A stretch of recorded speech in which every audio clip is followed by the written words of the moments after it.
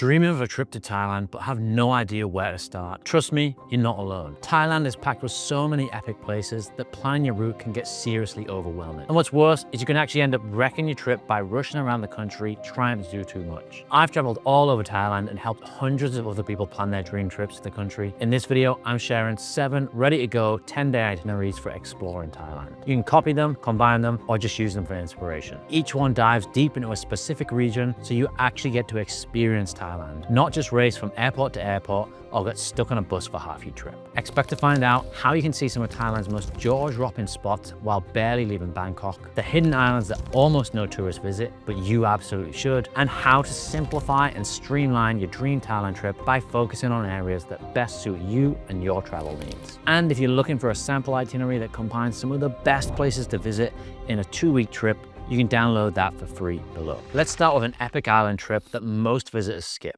It's one of the least explored groups of island, but it's actually one of the most stunning. And because it's less explored, that also means you get away from the crowded beaches that Thailand is sometimes known for. This trip starts up near the Cambodian border, right in the northeast of Thailand, and has you hopping between 3 separate islands. The biggest is known for its mountainous terrain and dense jungle interior. Part of the fun on this island is exploring its jungles and hopping in some of its many waterfalls. It's known as Koh Chang, and it's the most developed for tourism out of the 3 on this itinerary, but still a lot less explored than some of the bigger islands. It has a good nightlife and it's all about watching a fire show on the beach and a few beach bars. There's no massive beach parties or nightclubs here. The island is home to a few luxury resorts and nice restaurants though. Probably the most unique place on the island is the beautiful Bang Bao fishing village at the southern tip. Here you can grab a beer or coffee and watch the boats roll in. And also from here you can catch a boat to one of the smallest and least explored islands in the country. If you've ever dreamed of getting completely off the grid, then this might be the perfect island escape for you. There are only a handful of hotels,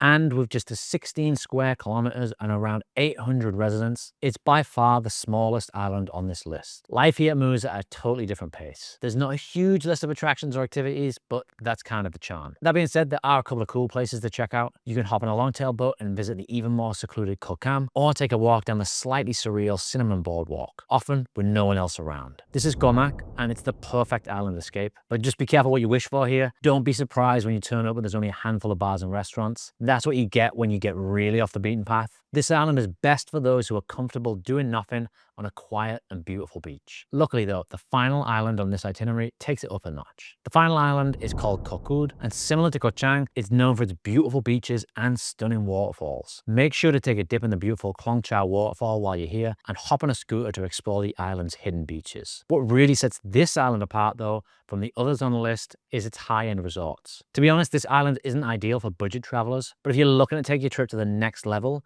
there are some unbelievable options. Together, the islands of Koh Chang, Koh Mak, and Koh Kud are known as the Trat Islands, and they are some of the most epic in Thailand. The next itinerary is the most varied itinerary on the list because it has the best mix of hectic city life and stunning nature, as well as visiting both the most modern parts of the country and the most ancient. For me, this is a trip that I would take if I really wanted to understand Thai culture and history. Most people in Thailand land in Bangkok, check out a few temples and rooftop bars, then jump on a flight somewhere else. But what if you could experience ancient cities, wild jungles, and tropical beaches, all without ever setting foot in an airport? This 10-day trip is the easiest way to see Thailand's heartland. There's no flights, no complicated transfers, just short, scenic rides from one incredible place to the next. It starts in Bangkok, a city that can be pretty much anything you want it to be. If you're looking for wild nights out, endless street food, luxury malls, or peaceful river temples, it's all here. Spend a few days soaking it in, then head to one of Thailand's most important historic sites. Just north of Bangkok, on the banks of the Chao Phraya River, lies the ancient capital of Thailand that was abandoned after an invasion by the neighboring Burmese. Luckily, the remnants of the ancient city still stand today, and they make for one of the most beautiful parts of the country. You can spend the morning cycling between the ancient monuments and make sure you don't leave before checking out the fallen Buddha head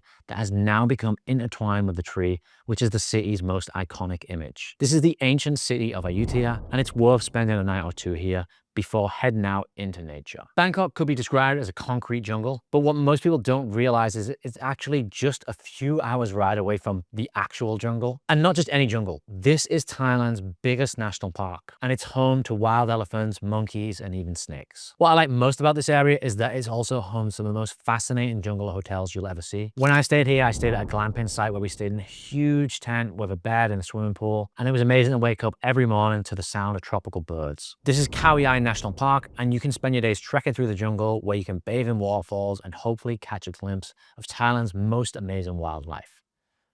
Hopefully without getting eaten. The next stop on this trip blends stunning nature with Thai history and culture. The most iconic landmark here is the Erawan Falls. This is a 7-tiered waterfall famous for its turquoise rock pools that you can swim in and explore. It's also home to some fascinating local temples in Tiger Cave Temple and Wat Tham Pua. And for history nerds, you can come to learn about one of the darkest chapters of World War II history in the construction of the Death Railway from Thailand to Burma by visiting Tam Krasai Death Railway, as well as the bridge over the River Kwai and Hellfire Pass. And if you have time, you can even finish it off with a few days on a beach at Pattaya or Koh Samet. This is the central Thailand region, and it has literally everything you ever want in a Thailand trip, plus you never have to take an internal flight. I do think this trip gets ignored by a lot of people though, because it does present some challenges like figuring out transportation between locations and making sure to visit these often hard to reach places. If you're interested in working with me to plan your dream trip to Thailand, check out the link in the description box below. But the question I get asked the most is, which are the best islands to visit? And in the next section, I want to break down the 2 most popular island hopping itineraries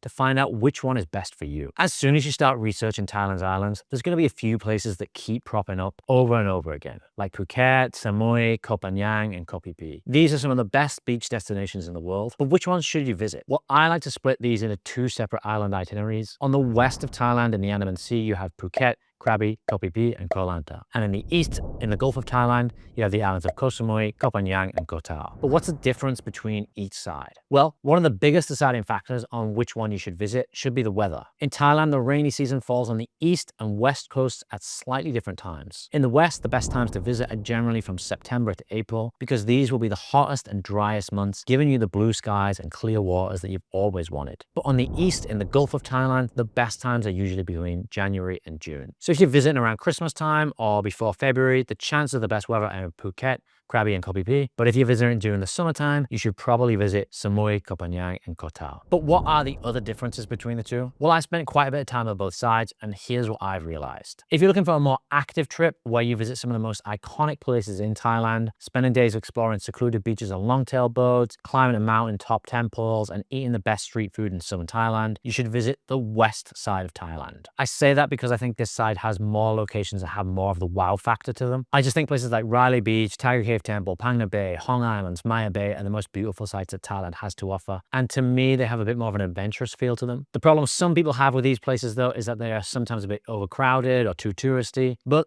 they're kind of touristy for a reason, because they're awesome. And if you're looking for a bit more of a laid-back beach vibe in perhaps a more natural setting, I'd recommend the Gulf of Thailand. I think that while this side has a little less in terms of must-do or must-see activities, it's more about exploring different areas of these islands. And they perhaps have the better beaches on the island. I just spent 2 weeks on Koh Samui, and I feel like I only scratched the surface of exploring the island and finding out what it's all about. So the Andaman Islands kind of have the best island hopping and exploring, but the Gulf Islands have better beaches on the islands themselves, if that makes sense. I sometimes see complaints that some of these islands can be too busy, but personally, I think these complaints can be overblown. In some ways, for me, part of the fun of being here is the lively atmospheres with a lot going on. But even then, I think there are parts of Phuket and Koh Samui that are still much less explored. And as long as you avoid the busiest areas like Patong and Chaweng, it probably won't feel too crowded. And if they are, just make sure you stick around till the end of the video when I look at the least explored groups of islands. But if you want to really experience Thai culture, you need to head north. The north of Thailand is home to stunning mountains, beautiful temples, and small local villages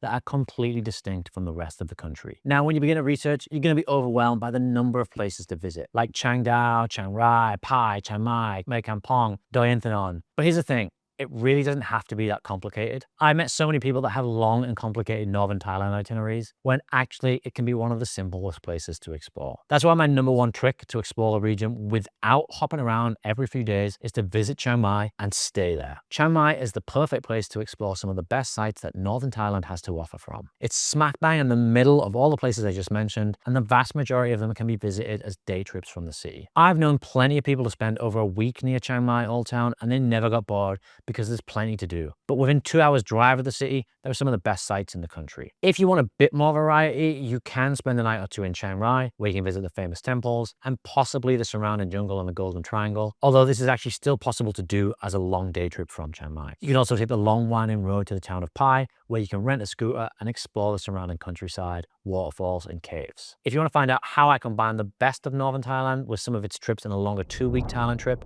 don't forget to download the itinerary from the link below. This is the most popular route to explore in northern Thailand, but there are many other regions of northern Thailand that most tourists never visit, and the next itinerary is one of the most beautiful. A few years back, me and my friends went on a scooter riding trip around one of northern Thailand's most stunning regions, Nan Province. Nan Province is another off the beaten path province that many visitors have never even heard of, but this is definitely one of the best trips that I've ever done in my life. And if you're looking to do a bike trip in Thailand, this has some of the most stunning roads in the country on one of the easiest bike loops to do. Back in the dark days of COVID of 2020, when the rest of the world was locked down, me and a group of friends flew into Nan City, which is the capital of Nan Province, where we explored its temples and artwork, hit some night markets, and ate khao soi every day. But from there, we delved into some of the most beautiful countryside in Thailand. The next stop for us was the town of Pua, which is famous for its lush rice fields, scenic mountain views, and photogenic coffee shops perched right on the edge of the paddies. We trekked through the thick jungle of Doi Phuket National Park, where we saw all kinds of wildlife, before moving on to the town of Bok Klua, situated in the middle of a stunning valley, famous for its traditional salt mining. What I liked most about this trip were the epic roads and views between the towns. There were very few foreign tourists here,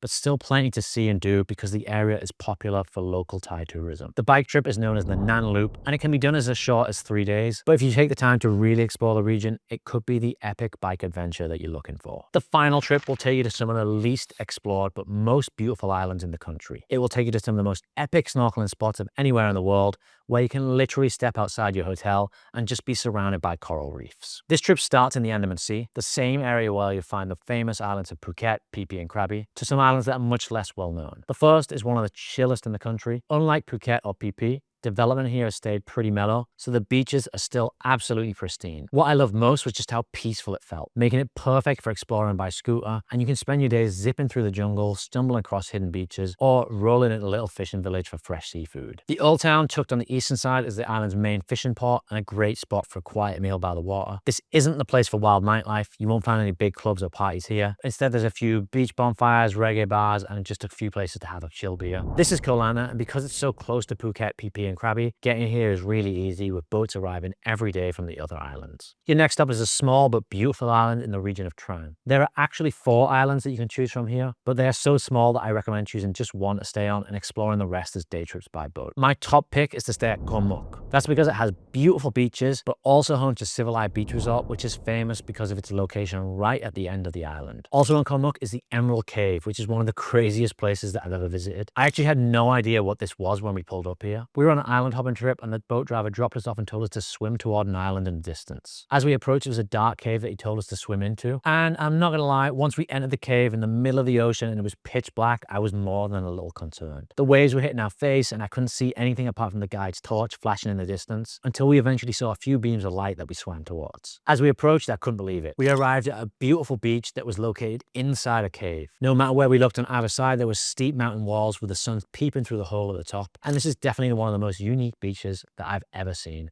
and it's right here in Koh Mok. And for the grand finale on this trip, you'll end up on an island that's often called the Maldives of Thailand. Here you can literally step out of your bungalow straight into crystal clear water and find yourself snorkeling with clownfish, parrotfish, and even a few turtles. When I stayed here, I picked a spot away from the main beaches and it felt like we had our own private stretch of sand. Our resort had snorkels and goggles, so we spent hours exploring the reef right offshore. It's called Koh Lipe, and it also has a decent nightlife with good bars and restaurants. On this trip, you also need to fly back to Bangkok from the town of Hat Yai, which is famous for its fried chicken, so it's worth spending the night here before you leave. But if you're looking for a longer trip that explores the best of these itineraries as part of a 2-week longer trip, check out this video here to find out how to spend the ultimate 2 weeks in Thailand, with a day-by-day breakdown for how to cover the best of each location.